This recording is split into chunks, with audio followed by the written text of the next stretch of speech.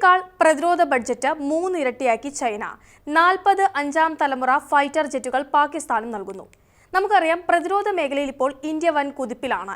എന്നാൽ പ്രതിരോധത്തിൽ ഇന്ത്യ ചൈനയ്ക്ക് ഒരു ഭീഷണിയാകുമോ എന്ന ഭയം ചൈനയ്ക്കുണ്ട് എന്നതിൽ സംശയിക്കേണ്ടതില്ല.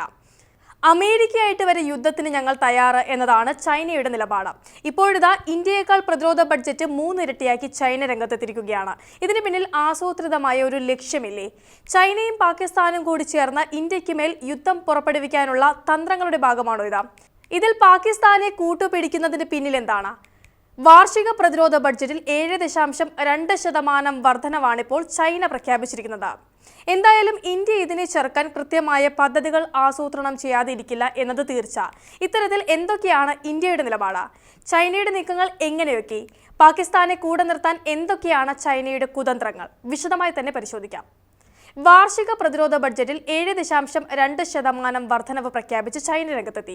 ഇതോടെ $245 ബില്യൺ രാജ്യത്തിന്റെ പ്രതിരോധ ബഡ്ജറ്റ് ഉയരും. കര, വായു, കടൽ, ആണവം, ബഹിരാകാശം, സൈബർ മേഖലകളിൽ പ്രതിരോധ ശേഷി വർദ്ധിപ്പിക്കുന്നതിന്റെ ഭാഗമായിട്ടാണ് ഇത്. ഇന്തോ പസഫിക് സംഘർഷം തുടങ്ങിയ മറ്റ് ഭൗമരാഷ്ട്രീയ സംഘർഷങ്ങളിൽ എതിരാളികൾക്ക് മുന്നറിയിപ്പ് നൽകാനുള്ള ചൈനയുടെ നീക്കം കൂടിയാണിത്. അതേസമയം പ്രഖ്യാപിക്കുന്നതിനേക്കാൾ 50% വരെ കൂടുതൽ ചൈന പ്രതിരോധ മേഖലയിൽ ചെലവിടാറുണ്ട് എന്നാണ് വിദഗ്ധർ അഭിപ്രായപ്പെടുന്നത്. ഇന്ത്യയുടെ പ്രതിരോധ ബഡ്ജറ്റിനേക്കാൾ മൂന്നിരട്ടിയാണ് ചൈനയുടെ ഔദ്യോഗിക ബഡ്ജറ്റ്. 79 ബില്യൺ ആണ് ഇന്ത്യയുടെ പ്രതിരോധ ബഡ്ജറ്റ്. 900 ബില്യൺ ചെലവഴിക്കുന്ന US ആണ് ഒന്നാം സ്ഥാനത്ത്. US-നെ വെല്ലുവിളിക്കുന്നതിനും തായ്വാനിൽ മൂന്നാം കക്ഷി ഇടപെടൽ തടയുന്നതിനും അതിർത്തി സംഘർഷങ്ങളിൽ സൈനിക ശക്തി പ്രകടിപ്പിക്കുന്നതിനുമൊക്കെയായിട്ടാണ് പ്രധാനമായും ചൈനയുടെ 2 ദശലക്ഷം അംഗബലമുള്ള പീപ്പിൾസ് ലിബറേഷൻ ആർമി രൂപകൽപ്പന ചെയ്തിരിക്കുന്നത്. ഇന്ത്യയുടെ യഥാർത്ഥ നിയന്ത്രണ മേഖലയിൽ നിന്ന് ചൈന ഇതുവരെ സൈന്യത്തെ പിൻവലിക്കാത്തതും ഇതിനുദാഹരണമാണ്. ചൈനയുടെ നീക്കങ്ങൾ കണക്കിലെടുത്തുകൊണ്ട് ഇന്ത്യ തങ്ങളുടെ പ്രതിരോധ ബഡ്ജറ്റ് GDP-യുടെ കുറഞ്ഞത് 2.5% ഉയർത്തേണ്ടതുണ്ട് എന്നാണ് ഉന്നത സൈനിക മേധാവികൾ അഭിപ്രായപ്പെടുന്നത്. നിലവിലിത് 1.9%.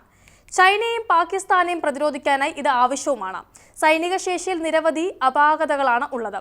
അതെല്ലാം തന്നെ മറികടക്കേണ്ടതുണ്ട് എന്നാണ് വിദഗ്ധർ അഭിപ്രായപ്പെടുന്നത്. ശമ്പള വർധനവ്, വിരമിക്കൽ ബില്ലുകൾ, പ്രവർത്തന നിലനിൽപ്പിനായുള്ള ഉയർന്ന ചെലവുകളെല്ലാം നികത്തി കഴിയുമ്പോൾ പ്രതിരോധ ബഡ്ജറ്റിൽ നിന്ന് ആകെ 25% മാത്രമാണ് സൈനിക മേഖലയിൽ ആധുനികവൽക്കരണങ്ങൾക്കായി പ്രതിവർഷം ബാക്കിയാകുന്നത്. ഇത് യുദ്ധവിമാനങ്ങൾ, അന്തർവാഹിനികൾ, ഹെലികോപ്റ്ററുകൾ എന്നിവ മുതൽ നൂതന വ്യോമ പ്രതിരോധ മിസൈലുകൾ, ഗൈഡഡ് മിസൈലുകൾ, രാത്രികാല പോരാട്ടത്തിനുള്ള സംവിധാനങ്ങൾ തുടങ്ങി നിരവധി മേഖലകളിലെ പ്രവർത്തനശേഷി കുറവ് കാരണമാകാറുണ്ട്. 1.4 ദശലക്ഷമാണ് ഇന്ത്യയുടെ സൈനിക ബലമെന്ന് നമുക്കറിയാം. സൈനിക മേഖലയിലെ സാമ്പത്തിക ഞെരുക്കം ഏറ്റവും ബാധിക്കുന്നത് വ്യോമസേന മേഖലയിൽ തന്നെയാണ്. 30 ഫൈറ്റർ സ്ക്വാഡ്രണുമായിട്ടാണ് ഇന്ത്യൻ എയർഫോഴ്സ് പ്രവർത്തിച്ചുകൊണ്ടിരിക്കുന്നത്. ഓരോന്നിലും 1618 വരെ ഫൈറ്റർ ജെറ്റുകൾ മാത്രമാണുള്ളത്. അതേസമയം 4ാം തലമുറ തേജസ് ഫൈറ്ററുകൾ നിർമ്മിക്കാൻ വരെ ഇന്ത്യ പാടുപെടുകയാണ്. അതേസമയം ചൈന 6ാം തലമുറ ഫൈറ്റർ ജെറ്റുകളുടെ പ്രോട്ടോടൈപ്പ് വരെ തയ്യാറാക്കി കഴിഞ്ഞിരിക്കുകയാണ്. ഈ സാഹചര്യത്തിൽ ഇന്ത്യ പ്രതിരോധ മേഖലയിൽ ഇനിയും ശ്രദ്ധ കേന്ദ്രീകരിക്കേണ്ടിയിരിക്കുന്നു. ഇതുകൂടാതെ പാകിസ്ഥാന് കുറഞ്ഞത് 40 J-35A 5ാം തലമുറ ഫൈറ്റർ ജെറ്റുകൾ നൽകാനും ചൈന ഒരുങ്ങുകയാണ്.